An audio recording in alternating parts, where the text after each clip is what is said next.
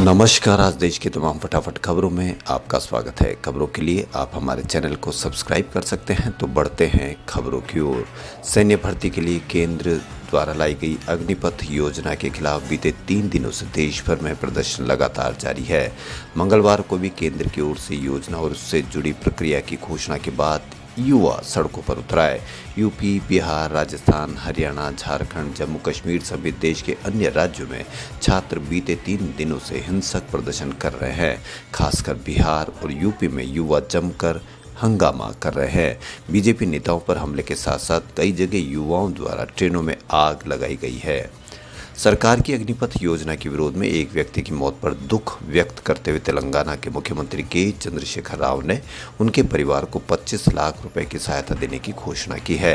तेलंगाना के सिकंदराबाद में कल 19 वर्षीय राकेश की मौत हो गई। यह हादसा तब घटा जब पुलिस ने नई अल्पकालिक सैन्य भर्ती यानी अग्निपथ योजना के विरोध में ट्रेनों में आग लगाने वाली भीड़ पर गोलियां चलाई। जम्मू कश्मीर के पामपोर में शनिवार की सुबह संदिग्ध अवस्था में पुलिस अफसर का शव मिलने के बाद सनसनी मच गई। आशंका जताई जा रही कि आतंकवादियों ने पुलिस अफसर की हत्या की है। मिली जानकारी के अनुसार जम्मू कश्मीर पुलिस के सब इंस्पेक्टर फारूक अहमद मीर का शव आज सुबह खेतों में मिला। अधिकारी पुलिस की IRP बटालियन में तैनात थे। ऐसा संदेह है कि आतंकवादियों ने पामपुर के संबूरा में सब इंस्पेक्टर का उनके घर से अपहरण कर लिया और उन्हें पास के खेतों में ले जाकर मार डाला। प्रधानमंत्री नरेंद्र मोदी की मां हीराबेन मोदी का आज 100वां जन्मदिन है। हीराबेन मोदी के 100वें जन्मदिन पर पीएम मोदी उनसे मिलने के लिए गांधीनगर स्थित आवास पर पहुंचे। हीराबेन मोदी के साथ ये दिन पीएम मोदी के लिए भी बेहद खास है। इस अवसर पर पीएम मोदी ने अपनी मां को शुभकामनाएं दी। अग्निपथ योजना सरकार के गले की फांस बनती जा रही है। इसका अंदाजा अब इस बात से लगा लीजिए कि MP के CM शिवराज सिंह चौहान के आश्वासन के बाद भी राज्य में हिंसक विरोध प्रदर्शन हुए। ग्वालियर में भीषण झड़प और पथराव के एक दिन बाद इंदौर के लक्ष्मीबाई नगर रेलवे स्टेशन से हिंसक विरोध प्रदर्शन हुए। प्रदर्शनकारियों ने 2 ट्रेनों को अवरुद्ध कर दिया और कम से कम 5 पुलिसकर्मियों को घायल कर दिया, जिसमें एक सब इंस्पेक्टर भी शामिल थे, जिसके कान पर पत्थर से वार किया गया। वहीं अप्रैल से विरोध प्रदर्शन कर रहे पूर्व सैनिकों ने उनके वादों पर सवाल उठाए हैं। उन्होंने आरोप लगाया कि राज्य सरकार ने इस साल पूर्व सैन्य कर्मियों के लिए पुलिस में 10% आरक्षण को भी समाप्त कर दिया। सशस्त्र बलों में भर्ती से संबंधित अग्निपथ योजना के खिलाफ प्रदर्शन के कारण अब तक 300 से अधिक ट्रेनें प्रभावित हुई है, जबकि 234 ट्रेनें रद्द की जा चुकी है। वहीं 7 ट्रेन आगजनी की चपेट में आई है। शुक्रवार ने रेलवे ने यह जानकारी दी। दिल्ली स्थित जामा मस्जिद जाने का ऐलान करने वाले डासना देवी मंदिर के विवादास्पद यति नरसिंहानंद को रवाना होने से पहले ही शुक्रवार को उनके घर में नजरबंद कर दिया गया। उप जिलाधिकारी ने बताया कि नरसिंहानंद को नजरबंद करने का कदम जिले में कानून व्यवस्था को बनाए रखने के उद्देश्य से उठाया गया है। उन्होंने बताया कि नरसिंहानंद आज मध्यरात्रि तक नजरबंद रहेंगे ताकि वे दिल्ली न जा सके। असम और मेघालय में बाढ़ और नदियों के लगातार बढ़ते जलस्तर की वजह से हालात बद से बदतर होते जा रहे हैं। बाढ़ की वजह से अभी तक 31 लोगों की मौत हो चुकी है, जबकि 3000 से ज़्यादा गांव में पानी समा चुका है। दोनों राज्यों में लगातार हो रही बारिश की वजह से कई जगहों पर भूस्खलन का खतरा बना हुआ है। पंजाबी सिंगर सिद्धू मूसेवाला हत्याकांड में लॉरेंस और गोल्डी बराड़ समेत 5 गैंगस्टर शामिल थे। लॉरेंस से पूछताछ के बाद पंजाब पुलिस की जांच में खुलासा हुआ है। बाकी गैंगस्टर्स सचिन थापन, अनमोल बिश्नोई और विक्रम बराड़ है। अनमोल और सचिन यूरोप में बताए जा रहे हैं। गैंगस्टर जानते थे कि मूसेवाला के पास बुलेट प्रूफ कार है, इसलिए उसे भेजने वाली रशियन राइफल मंगाई गई थी। कई राज्यों में प्राइवेट कंपनियों के पेट्रोल पंप बंद होने के बाद सरकार ने यूनिवर्सल सर्विस ऑब्लिगेशन लागू कर दी है। इसका मतलब है कि अब सरकारी कंपनी का हो या निजी पेट्रोल पंप फ्यूल बेचना बंद नहीं कर सकते। नियम न मानने वालों का लाइसेंस कैंसिल कर दिया जाएगा। बढ़ती डिमांड के बाद नयारा और रिलायंस जैसी प्राइवेट कंपनियों ने घाटे के कारण अपनी सप्लाई रोक दी थी।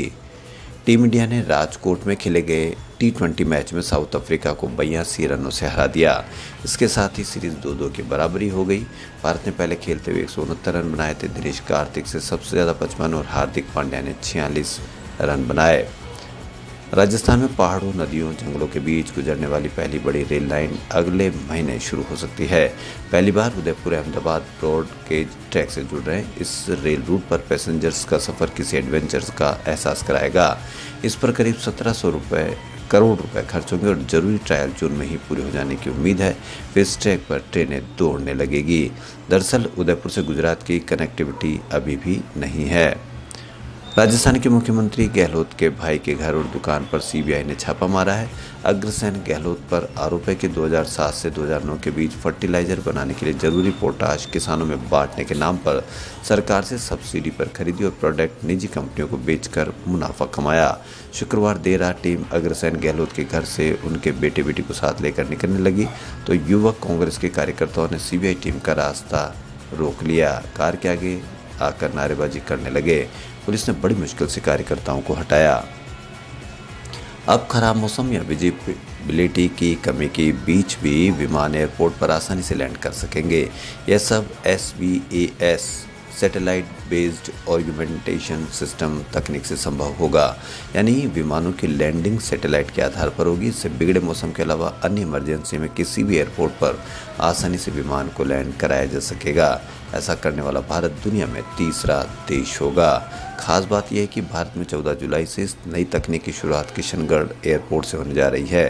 किशनगढ़ एयरपोर्ट के निदेशक ने बताया कि किशनगढ़ एयरपोर्ट पर उतरने वाला 70 सीटर विमान सैटेलाइट सिस्टम के जरिए लैंड करेगा। शराब ठेकेदारों से घूस लेते हुए गिरफ्तार राजस्थान के डूंगरपुर पुलिस के 2 SHO 2 कांस्टेबल के मामले में खुलासा हुआ है कि घूसखोरी ऊपर तक हो रही थी। मंथली लेने के मामले में ACB ने उदयपुर रेंज IG हिंगलाज दान की भूमिका को भी संदिग्ध मानकर जांच शुरू कर दी है। किस अवसर तक कितनी मंथली जाती थी, ACB को इससे जुड़े लेन देन के दस्तावेज मिले हैं। पड़ताल में सामने आया कि पकड़ा गया एक SHO IG के करीब था। मंथली 10,000 से बढ़ाकर 40,000 रुपये, 3 साल में 2.5 लाख रुपये से बढ़ाकर 10 लाख रुपये कर दी है। राजस्थान में प्री मानसून में अब तक सूखे पड़े बीकानेर संभाग के हिस्सों में शनिवार से तेज बारिश का दौर शुरू हो सकता है। मौसम विभाग ने अंधड़ के साथ बारिश की चेतावनी जारी की है। आपने Hollywood film the matrix, man in black 3 या पायरेट्स ऑफ कैरिबियन देखी? अगर हाँ तो क्या आपको पता है कि इन फिल्मों के लीड एक्ट्रेस ने काम करने के लिए कितनी फीस चार्ज की होगी? दुनिया में सबसे ज़्यादा फीस कीनू रीव्स ने द मैट्रिक्स फिल्म के लिए ली है। तो चलिए बताते हैं कि इस फिल्म ने कितनी फीस ली है। द मैट्रिक्स की तीनों फिल्में देखी होगी तो इन फिल्मों में नियो के एक्शन सीन काफ़ी पसंद आए होंगे। सबसे ज़्यादा $250 मिलियन यानी 1950 करोड़ रुपए की फीस ली है कीनू ने अब तक। एक सितारा जिसने अपने 39 साल के करियर में कई बड़े रिकॉर्ड बनाए, नाम है प्रेम नज़ीर। ये वो हैं जिन्होंने मलयालम फिल्म इंडस्ट्रीज़ को देश भर में पहचान बनाई है। दिवंगत सिंगर सिद्धू मूसेवाला के सॉन्ग 295 ने बिलबोर्ड ग्लोबल 200 चार्ट में जगह बनाई है। सिद्धू इस लिस्ट में जगह बनाने वाले पहले पंजाबी सिंगर बने हैं। बता दें पिछले महीने सिंगर की गोली मारकर हत्या कर दी गई थी। रजनीकांत की अपकमिंग तमिल फिल्म जेलर की मेकर्स ने 17 जून को अनाउंसमेंट कर दिए। मेकर्स ने फिल्म का पहला पोस्टर भी रिलीज कर दिया गया जिसमें एक चाकू पर खून लगा हुआ नजर आ रहा है। खबरों फिलहाल इतना ही। यदि आपको हमारा चैनल पसंद आए तो लाइक, सब्सक्राइब, शेयर अवश्य करें। धन्यवाद।